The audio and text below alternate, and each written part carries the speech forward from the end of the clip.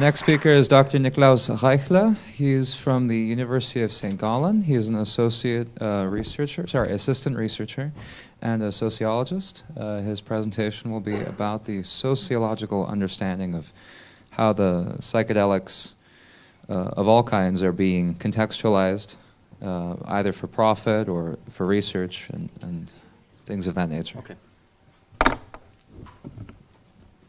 Thank you very much. I'm very delighted to be here as a sociologist. I'm not used to be welcomed so openly by other research traditions, so that's something I really have to comment on because that's not usual. I'm based in St. Gallen and I do work together with Dr. Florian Elliker, who is my colleague. He cannot be here. We work on cannabis and on, more recently, also on psychedelics, both understood as social phenomena, where also our expertise lies. We do qualitative research, so we do mainly in-depth interviews and ethnographic observations, but also discourse analysis. Today, I want to have a look on how scientific research, but also political discourses and economic interests shape the way psychedelics are socially rehabilitated currently in different places around the world. My focus, however, lies on Switzerland, where we are active and where we are observing what kind of research happens. Yeah, let's jump just right in. First, I want to maybe take a loop and talk with you how meaning comes into things socially. Let's assume we go out for a walk, or you go out for a walk with friends, family, in nature, a sunny day, you enjoy yourself, somebody takes pictures. Then back home, you look at the picture, a photograph. What can you see on it? My answer is, it depends. It depends on the stock of knowledge available to the person that is looking at it. It depends on the way you are socialized, particularly with regards to beliefs and norms. And so different persons see different things looking at this picture. You could say it's nature, you could say it's some grass and a mushroom, you could say it's a poison, you could say it's a medicine, it's an illegal drug, whatever. So meaning comes into things when we talk about it, when we have a consensus socially, more or less, within a certain group, what it is. Now, currently, or in the last decades, different social processes were happening in different areas that result in different meanings. You can see here an example for the commodification of psychedelics, like a chocolate that might offer you an intriguing experience, something pleasurable. You can see below something that happens when we standardize and synthesize a substance, where it becomes, to a very complicated process of trials, a medicine, or below we could think of maybe it's an illegal drug, depending on the legal status. So it's not clear. The same thing can become something very differently, depending on how, which social processes are dominant. But a particular role currently has, of course, science and the way science is being done. Here I refer to an important paper in our field by Bruno Latour, circulating reference, sampling the soil in the Amazon forest. So it's also about going with scientists into the Amazon. Latour did observe how scientists were doing research on the jungle, and a remarkable moment is when he's writing about how somebody takes a bit of dirt from the ground, puts it into a container, and magically now it is data. So by the act of putting it into the container, it becomes something different. Now, Bruno Latour's central concept of circular reference helps us to illustrate how a natural phenomena are transformed as they move from the field to the lab, eventually into clinical trials, eventually into emerging markets, or into public discourse. His central claim, I'd say, is that scientific knowledge is not produced through a linear representation of what we encounter in the field, but to a chain of transformation.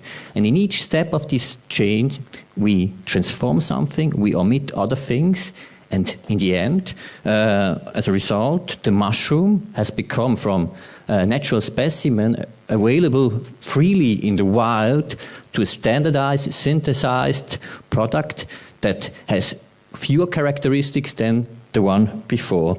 And at that moment, it's ready to enter new contexts by these transformations. Here we are now at the topic of the psychedelic renaissance, where we see a radical shift in meanings over a relatively short time, where mind-altering substances have become from harmful, potentially harmful substances to promising remedies, and thereby, and that's what we look at, this link or this accompanying of economical interests with this medical or let's say natural scientific interest. But two promises are at the forefront, healing and profit.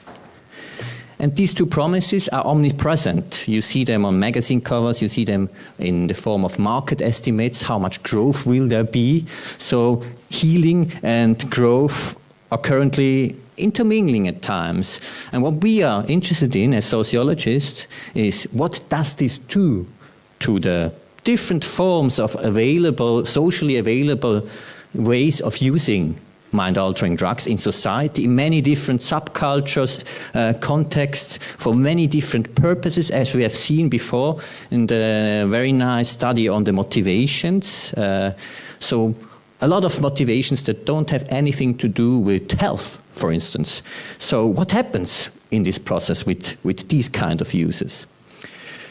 So in explorative discursive analysis, and also I would say a bit combined with ethnographic observations we did while preparing research in the field, dealing with political actors, dealing with economic actors to fund studies, and dealing with other actors in the scientific field, we came clearly to these two main forces that are now shaping the way the social rehabilitation of psychedelics are working. Economization or commodification, the substance as a commodity, as a product that can be marketed and sold and can generate revenue. And the other way would be the medicine, the healing, the cure. We don't have a normative stake in that. We don't say it's bad to make money or it's bad to look at how it starts with our health. But what interests us is what happens to the rest, the in-between, in the yellow area, the existing everyday realities that are there outside and are often not really understood, but somehow neglected by the broad range, particularly of studies that is happening. Today I've seen very interesting examples that try to break out of this pattern, what is for me a very promising situation. Why is this interesting for us?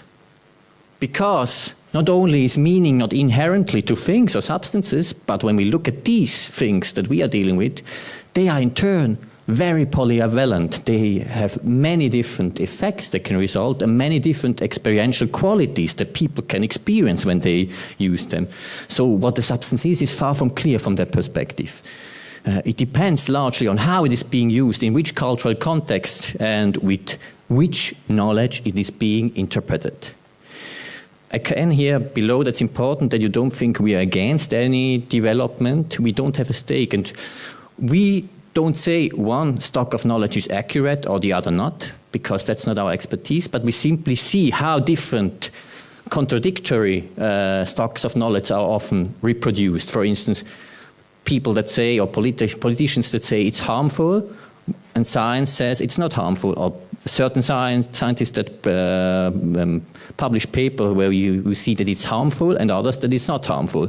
So you have contrasting social reproductions. What do we look at? We look particularly at the kind of language being used in different gatherings, but also in the scientific practice and in the public, but also particularly the institutionalized responsibilities that we find.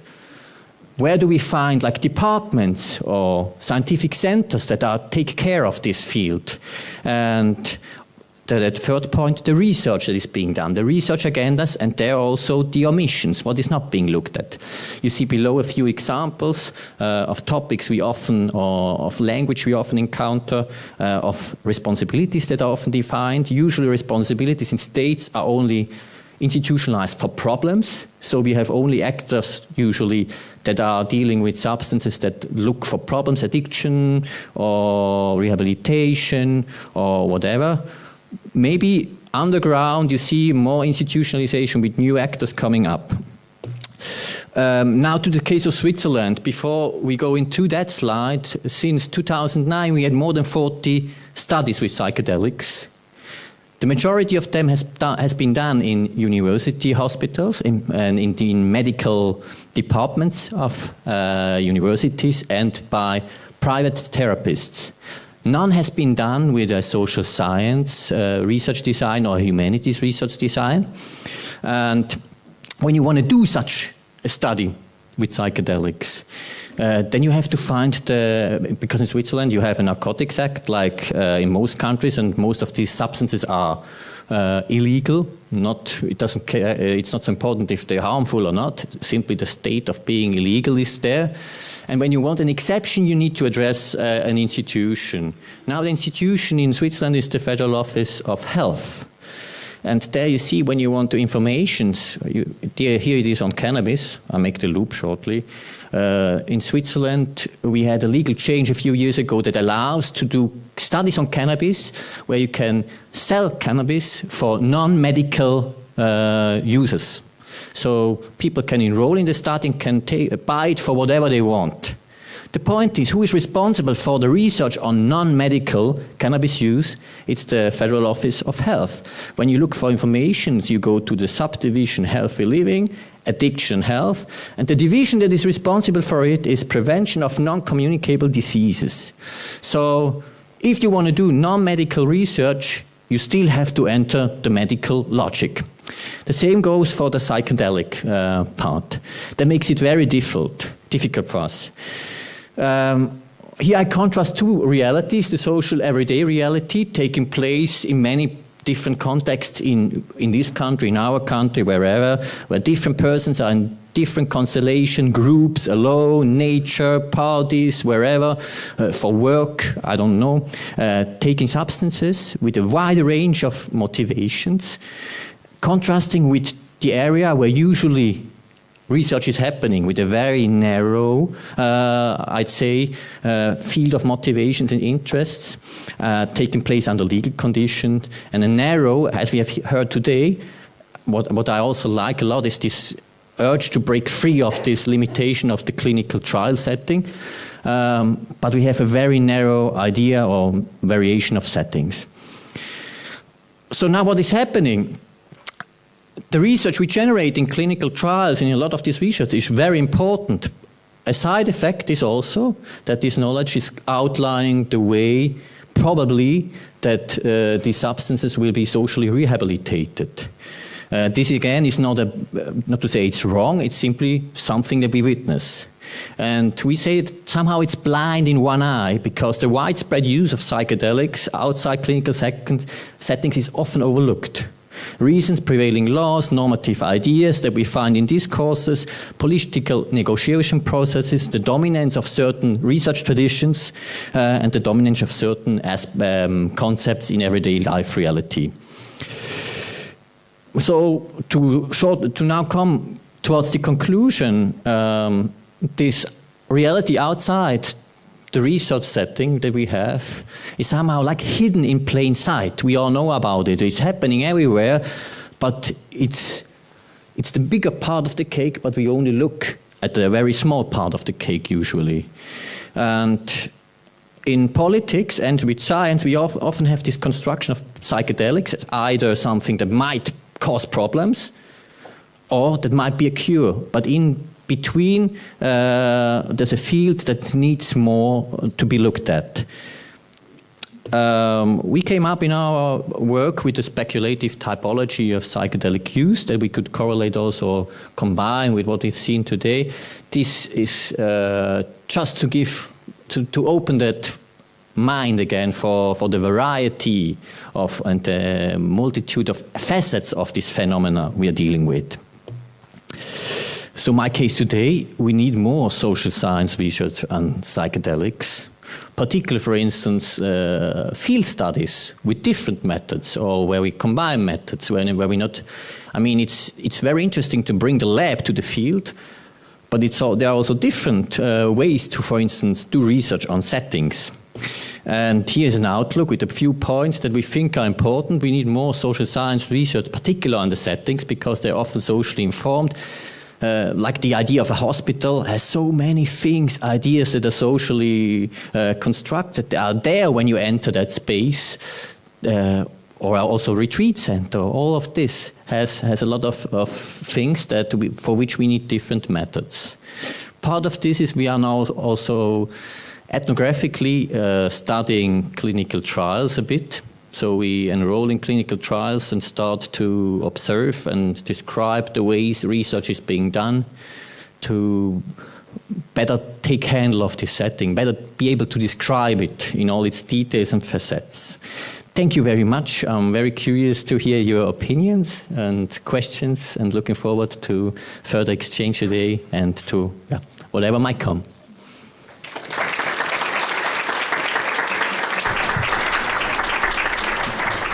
Thank you very much. I personally found that very interesting. We only have time for 2 questions, though. So, fight. Or don't. I see we have a question. Hi. Thanks a lot. We have to. Hi.